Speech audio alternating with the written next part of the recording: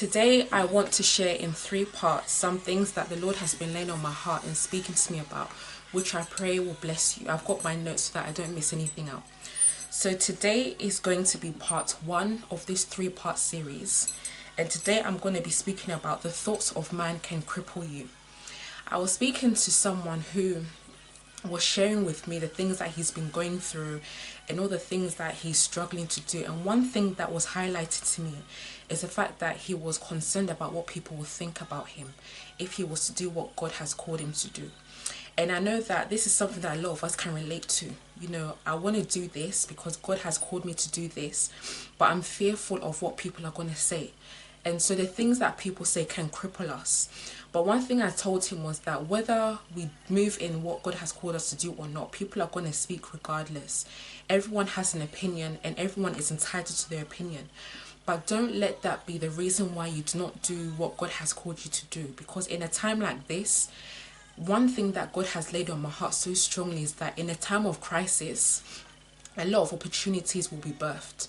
In a time of crisis where you think that things are dead and gone, and you think that things can't work for you, this is the time where God is saying he's going to resurrect a lot of things. There are things that he's going to shift and put in place. There's a lot of order he's bringing back. There's a lot of old habits and old ways and cultures and traditions and things of that nature he's wiping out. And so with the Thoughts of a Man Can Cripple You series that I'm starting off with today, I'm going to be speaking from Galatians 1:10. And it says, obviously, I'm not trying to win the approval of people, but of God. If pleasing people were my goal, I would not be Christ's servant. And I think it's very profound in how it says we can either please God or we can please man. We can't please both. So think about it like this. If God has called you to do something and you're not doing it because of what men are going to think and say, that basically means that I'm going to please people over God. People may think that I'm not good enough to do that thing, or they may think that I don't have the skills and the qualifications to do that thing. So I'm going to rest back and I'm going to allow someone else to take my place, because really, if God is not going to use me, God will use someone else. That's going to be my mindset. So I'm going to allow the thoughts of man to cripple me. People are thinking, okay, Lisa's not going to be good at doing this. Emmanuel's not going to be good at doing this. Sarah's not going to be good at doing this. So all of a sudden, we allow the thoughts of man to cripple us and put us in a position of fear, put us in a weak position, and we allow the thoughts of man to rule over our thoughts and our minds, as opposed to God ruling us. And it's very, very important that we allow ourselves to hear what God is saying and drown out the noise of man, drown out the noise of the media, drown out the noise of everything. Because at the end of the day, when it comes down to it, what God says matters. It's not what people think. They're going to speak regardless. So I want this part 1 series of this series to encourage you, to show you that the thoughts of man should not have any way, shape or form to cripple you. If God has called you to do something, start a business, start a ministry, write a book, don't think about what the people are going to say. Because the same people who are criticizing you and putting you down are probably not even your market. They're not even probably the people you're supposed to serve or produce the content for. People will speak regardless.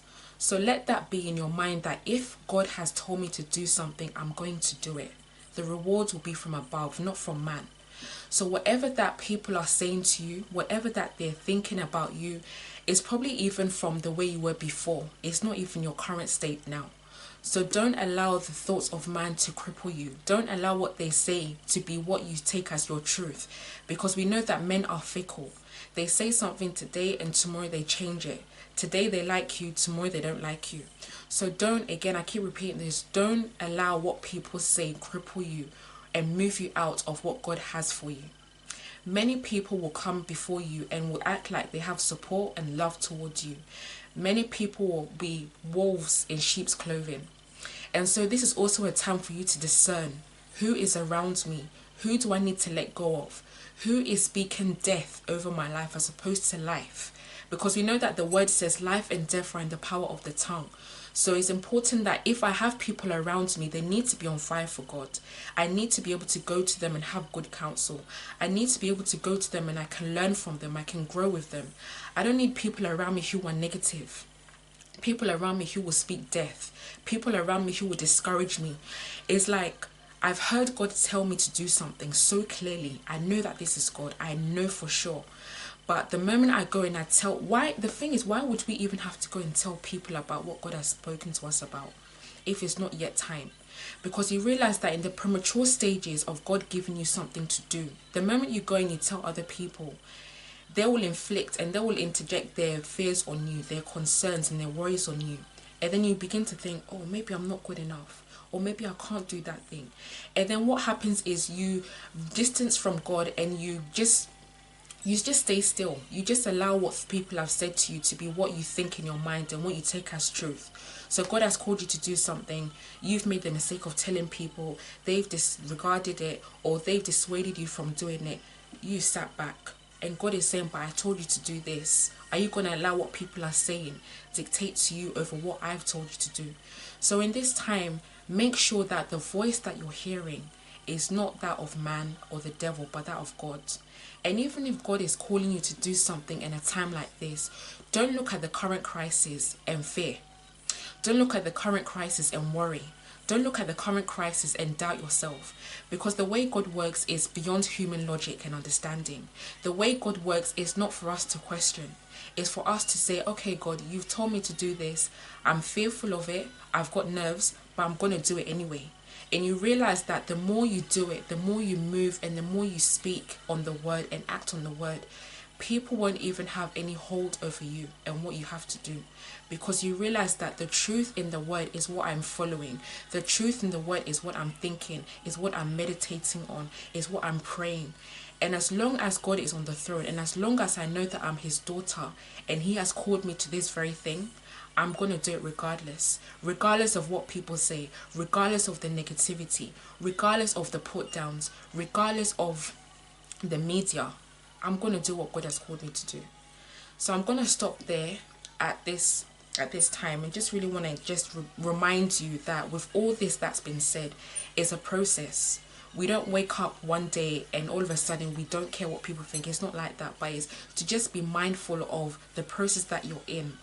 That many people will come with different opinions and different voices, and like I said, wolves in sheep's clothing. But we need to discern in this time especially who is coming with fear and who is coming with life. And then you're able to discern it. So I want that to encourage you that you should not allow the thoughts of man to cripple you, because no one is perfect. God is the only one that's perfect. He's the one that has the bird's eye view. He's the Alpha and Omega, the beginning and the end. So he sees everything. We see in part, but he sees in totality. So just be encouraged to know that when God has called you to do something, don't let the thoughts of man cripple you. Don't let fear cripple you. Don't look back and regret that you wish you had taken that step when God told you to do it. It will be hard. It won't make sense. But still let your yes be stronger than any other person's voice that you can hear. So I'm praying for you, and I'm praying and praying and praying and really, really praying that you will not allow fear to cripple you. That's my number one prayer in this time that we're in. Because a lot of people are fearful and a lot of people are concerned and worried. But we know that fear can't change anything. So that is part 1 of this 3-part mini-series, and I pray you are blessed by it. If there's anything you want to pray or discuss, feel free to reach out to us and we'll surely pray and encourage you. Other than that, God bless you and take care.